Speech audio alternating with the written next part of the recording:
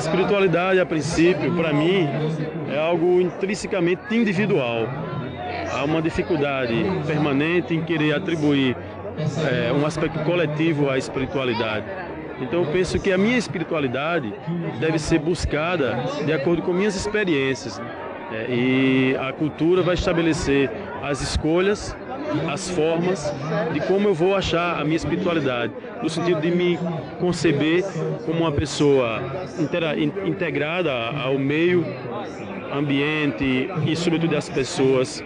E para mim a espiritualidade é isso, é a integração entre o ser indivíduo, entre mim e o mundo, né? Não importando a forma, né, para que eu me satisfaça com isso. Por aí.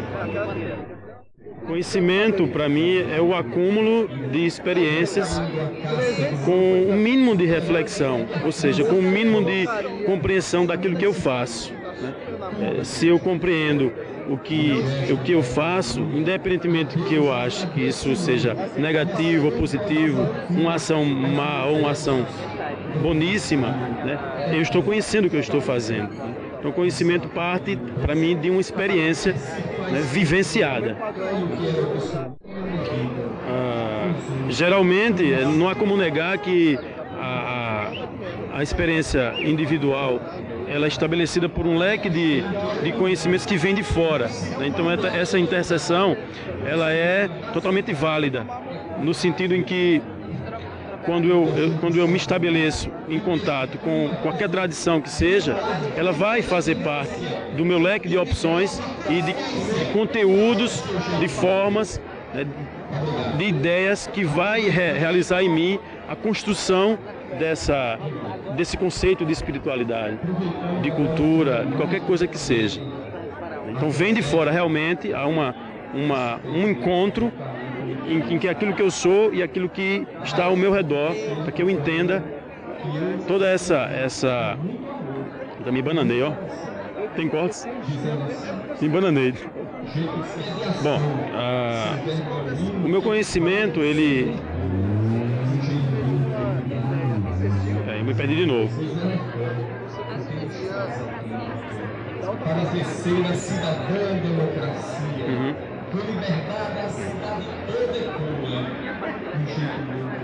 Via de regra se costuma ver que a ciência estivesse realmente separada, né, da espiritualidade, algo que caminhasse paralelo, muitas vezes num cruzamento difícil e outras vezes num distanciamento incomensurável, né? Eu penso que as coisas podem ser muito mais simples do que geralmente a gente consegue enxergar no nosso cotidiano, em que a ciência ela pode ter conteúdos de emoções, de intuições, né? E que a religiosidade, a espiritualidade, pode haver também algo de muito racional, de se compreender. Então essa interseção dos conhecimentos de tradição, de espiritualidade, não há muito se definir. Para mim, eu não vejo muito assim, é isso, ciência é isso, religiosidade seria aquilo lá, né? Acho que eles podem se cruzar de uma forma tranquila, né? As dificuldades de compreensão vão ser intrínsecas ao convívio que eu entenda o que seja religiosidade, o que seja espiritualidade, que eu entenda o que seja ciência, racionalidade. Eu acho que as duas coisas podem caminhar, se cruzar, se distanciar, mas sem deglades, né? Sem muitas tensões, né? Tudo muito numa harmonia, numa proposta de que o conhecimento ou a espiritualidade seja algo de auxílio para que o homem consiga viver aqui. Tá. Preconceito é uma palavra danada, né? O próprio termo, etimologicamente, a gente observando, né? Um pré, né? Uma coisa que vem antes, um conceito pré-estabelecido, algo muito visível nessa palavra, mas algo que sugere, né? Sobretudo, no primeiro ponto, a ignorância, né? Ou seja, o desconhecimento, né? do que se pensa, né? Se alguém manifestar qualquer vontade especial, né, ou individual mesmo, de estar ligado a uma tradição religiosa, filosófica ou científica, né, o preconceito vai existir por parte de quem não conhece, basicamente. E é nesse sentido que as tensões também ocorrem, na medida em que, quando eu não compreendo aquilo que o outro faz, né, eu vou sempre ver a ação do outro como estranho, como diferente, né, e estabelecendo o preconceito nesse momento. Né? Então, o preconceito parte primeiro de uma ignorância e depois de uma discordância. Há uma equação que pode se resumir numa positividade disso, que poderia ser o seguinte: a questão da abertura consensual para o diálogo, né? Se eu estou vendo a ação do outro como estranha, eu estou falando, exigindo, mas basta só eu esperar e dar ouvidos, né? Dar voz a esse outro para que eu possa conhecer. Acho que poderia ser um caminho um pouco primário, mas um caminho inicial para que o preconceito se acabe, se esfumasse vagarosamente. Ok? Bom, com relação ao encontro, né, há muitas coisas a se verificar, a se dizer, né? Tanto de um lado positivo, sobretudo na sua realização, ou seja, no fato de existir esse espaço para o diálogo interreligioso, como assim é divulgado, né? Mas eu tenho observado isso em consonância com uma dificuldade que a própria cidade tem de estabelecer seus aparelhos culturais,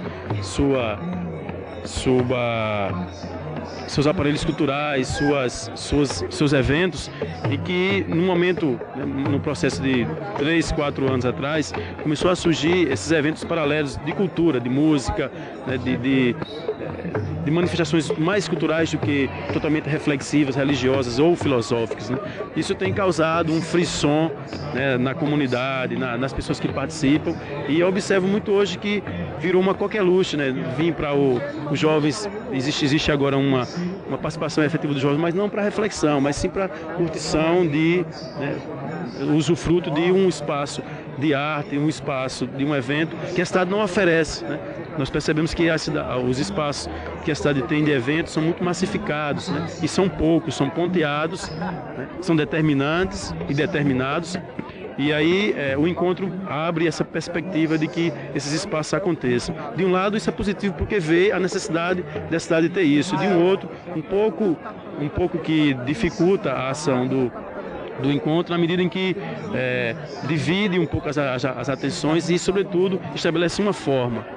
Outro ponto seria realmente verificar realmente a institucionalização desse evento, né? E parece que agora há pouco anunciou-se uma formação de uma ONG, de uma fundação, algo que institucionalizasse bem, né? Para que a questão dos recursos, da garantia de que esse evento possa se realizar na plena normalidade de suas potencialidades e não fique atrelado tão somente, de um lado, à gestão municipal ou às gestões, né, de governo, enquanto patrocínio, como forma de realização, né? O encontro, ele tem essa clara objetividade de estabelecer o diálogo interreligioso, mas aos poucos eu observo também que esses diálogos estão começando a ficar muito ponteados em si mesmo, como por exemplo, tivemos aqui vários eventos paralelos, que esses eventos paralelos estão a cada ano, e nesses 13 anos, ficando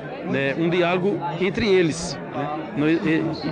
De repente ficaria interessante que o pessoal dos agnósticos e ateus viessem conversar com as tradições, né, religiosas mesmo assumidas, e que esses encontros começassem realmente a se embrincar entre um no outro, começassem ao diálogo realmente existir, e não um diálogo particularizado de tradições. As pessoas que se reúnem naquela tradição vão conversar sobre aquela tradição, mas tradições que se entrecruzem e que dialoguem realmente, né?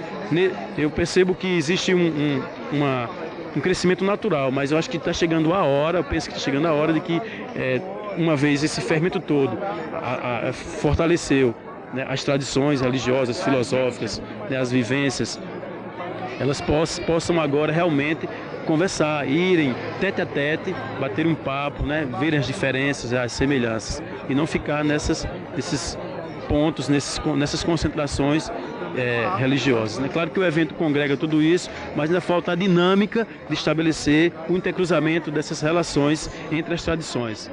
Só isso.